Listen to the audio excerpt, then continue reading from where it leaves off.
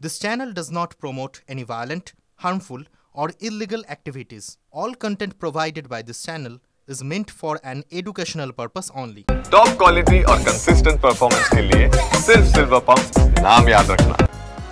কেন দুর্গাপুরকে বেছে নেওয়া হলো সেই প্রতিবেদন আমরা আপনাদের সামনে রাখলাম। রাঢ়বঙ্গ অত্যন্ত গুরুত্বপূর্ণ, অত্যন্ত তাৎপর্যপূর্ণ একটা জায়গায় এই মুহূর্তে দাঁড়িয়ে, কিন্তু আর কয়েক ঘন্টা পর সেই রাঢ়বঙ্গ থেকে দাঁড়িয়ে নরেন্দ্র মোদী কি বার্তা দেবেন নিজের দলের কর্মীদের চাঙ্গা করতে দুয়ারে, মানে এটা বলা যায়, মানে বলা যাচ্ছে রাজনৈতিক মহলেও বলছে যে এটা একটা না রাজনৈতিক সপ্তাহ চলছে এবং কোথাও কি দাঁড়িয়ে ভোটের দামামা বোধহয় বেজেই গেল।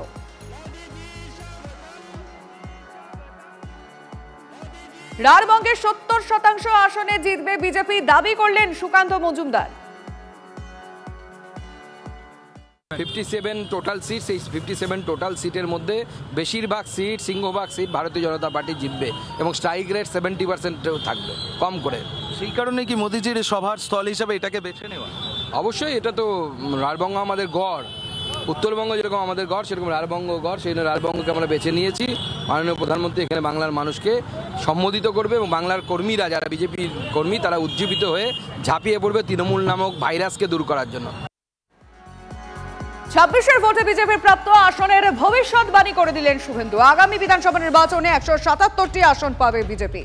16-3, 21-এ 77, 26-এ 177টি আসন পাবে বিজেপি, ভবিষ্যৎবাণী শুভেন্দুর। উনি তো প্রধানমন্ত্রী হয়ে গেছিলেন 24-এ, উনি তো 24-এ প্রধানমন্ত্রী হয়ে গেছিলেন। 16-তে 3, 21-এ 77, 26-এ 177।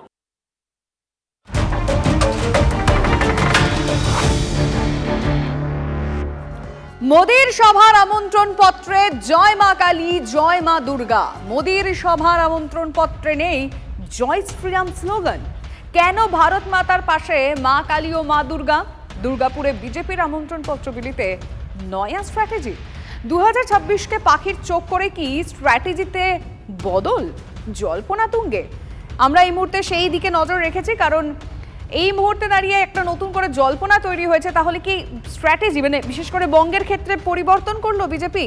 মোদির সভার যে আমন্ত্রণ পত্র রয়েছে, ছবিটা অবশ্যই আমরা দেখাচ্ছি, যেখানে আপনারা যদি লেখাটা পড়ার চেষ্টা করেন, আর নইলে আমি বলছি কি লেখা রয়েছে সেই আমন্ত্রণ পত্রে। জয় মা কালী, জয় মা দুর্গা, মানে জয় শ্রীরামের বদলে এই জয় মা কালী, জয় মা দুর্গার কারণ কিছু রয়েছে। প্রদীপ্ত কান্তি ঘোষ আমাদের রিপোর্টারের কাছ থেকে জানার চেষ্টা করি। প্রদীপ্ত, দেখো, শ্রমিক ভট্টাচার্য তিনি আসার পর একটা বাঙালিয়ানার ছোঁয়া দেওয়ার চেষ্টা করেছেন এই বিজেপিকে, অন্তত সেরকমই চর্চা হয়। এবং গতকাল আমরা দেখেছি যে শ্রমিক ভট্টাচার্য পলাশডিঙাতে যে পত্র বা লিফলেট বিলি করেছেন এই নরেন্দ্র মোদীর সভাকে কেন্দ্র করে, সেখানেই জয় মা কালী, জয় মা দুর্গা এই শব্দগুলোকে ব্যবহার করা হয়েছে। কিছুক্ষণ আগে সুকান্ত মজুমদারও তিনি লিফলেট বিলি করেছেন এবং অনেকে যেটা বলছেন তা হলো যে শ্রমিক ভট্টাচার্য আসার পরে এই দলে কোথাও বাঙালিয়ানাকে প্রতিষ্ঠা করার একটা চেষ্টা চলছে, হয়তো তারই কোনো প্রয়াস কিনা তা নিয়েই চর্চা চলছে বিজেপির অভ্যন্তরে।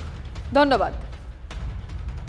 একদিকে আমন্ত্রণ পত্র, সেখানে জয় শ্রীরামের বদলে জয় মা কালী, জয় মা দুর্গা, এবং কিছুক্ষণ আগে ছবি দেখিয়েছিলাম সুকান্ত মজুমদার নিজে এই আমন্ত্রণ পত্র বিলি করছেন।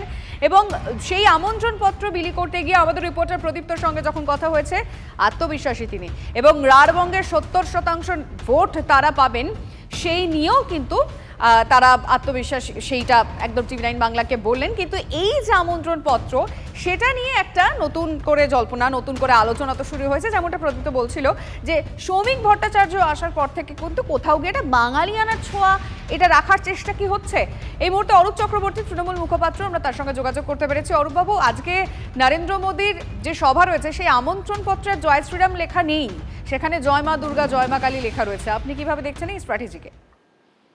সবই ঠিক আছে, মুশকিল হচ্ছে যে বিজেপি এতদিন মা দুর্গাকে ব্যঙ্গোক্তি করত, যারা বলেছিল, যাদের নেতা দিলীপ ঘোষ একসময় বলেছিল যে ভগবান রামের আমরা 14 পুরুষের নাম জানি, মা দুর্গার 14 পুরুষের নাম জানি, এটা ছিল বিজেপির মাইন্ডসেট।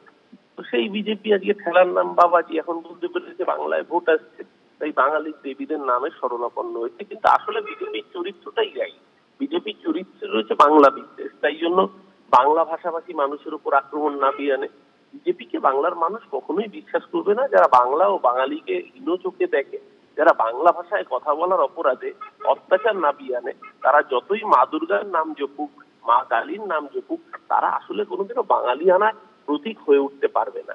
আর তার জন্যই ওই বলেন ওই ময়ূর পুচ্ছ লাগাতে হয় কাককে, ময়ূর হয়েছি প্রমাণ করার জন্য। যতই ময়ূর পুচ্ছ লাগা, কাক দিনের শেষে কাকই থাকে, বিজেপি দিনের শেষে বিজেপি থাকে। ধন্যবাদ আপনাকে। এই মুহূর্তে আমরা টেলিফোন লাইনে যোগাযোগ করতে পেরেছি সিপিএম নেতা সুজন চক্রবর্তীর সঙ্গে। সুজন বাবু, আজকে নরেন্দ্র মোদীর সভার আমন্ত্রণ পত্রে কোথাও জয় শ্রীরাম নেই, সেখানে জয় মা কালী, জয় মা দুর্গা রয়েছে। আপনি কিভাবে দেখছেন? আমি কোনোভাবেই দেখছি না। মঞ্চের উপরে মা কালীর ছবি লাগিয়েছিল, ভালো, জয় মা দুর্গা বলেছে, মনে করেছে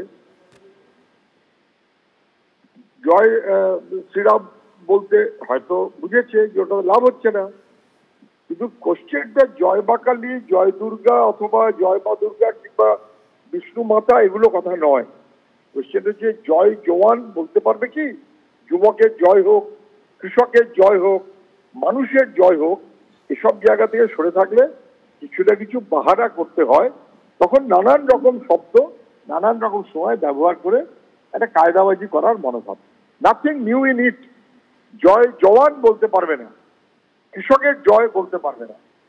বিজেপির পক্ষে তা বলা সম্ভব নয়। কারণ যুবকেরও পক্ষে নয়, কৃষকেরও পক্ষে নয়, শ্রমিকেরও পক্ষে নয়, মানুষেরও পক্ষে নয়। ধন্যবাদ আপনাকে।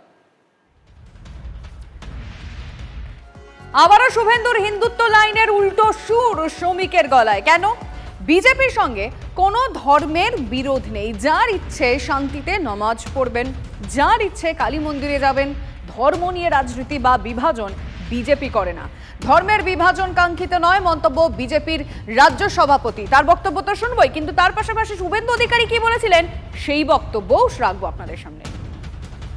আমাদের সঙ্গে কোনো ধর্মের বিরোধ নেই, যে যার মতো করুন না। যার ইচ্ছা হয় সে নামাজ পড়তে যাবেন, শান্তিতে পড়বেন। যিনি কালী মন্দিরে যেতে চান তিনি কালী মন্দিরে যাবেন, যিনি গির্জায় যেতে চান তিনি গির্জায় যাবেন। ধর্ম নিয়ে রাজনীতি, ধর্ম নিয়ে বিভাজন, এটা বিজেপির রাজনীতি নয়, বিজেপির কাছে কাঙ্ক্ষিতও নয়। আমরা এইভাবে পশ্চিমবাংলায় হিন্দুদের ক্ষতিগ্রস্ত হতে, বিপন্ন হতে, হিন্দু জাতিকে কার্যত শূন্য করে দেওয়ার যে প্রয়াস মুসলিম লীগ 2 সরকার মমতা ব্যানার্জির নেতৃত্বে চলছে, আমরা এটা কোনোভাবে বরদাস্ত করব না। বিজেপির বুথ কমিটি করলে হবে না, ধর্মরক্ষা কমিটি করতে হবে। প্রত্যেকটা বুথে গ্রামে আলে মানবে। আমি আবেদন করতে পারি, আমার যতটুকু করার আমি করছি।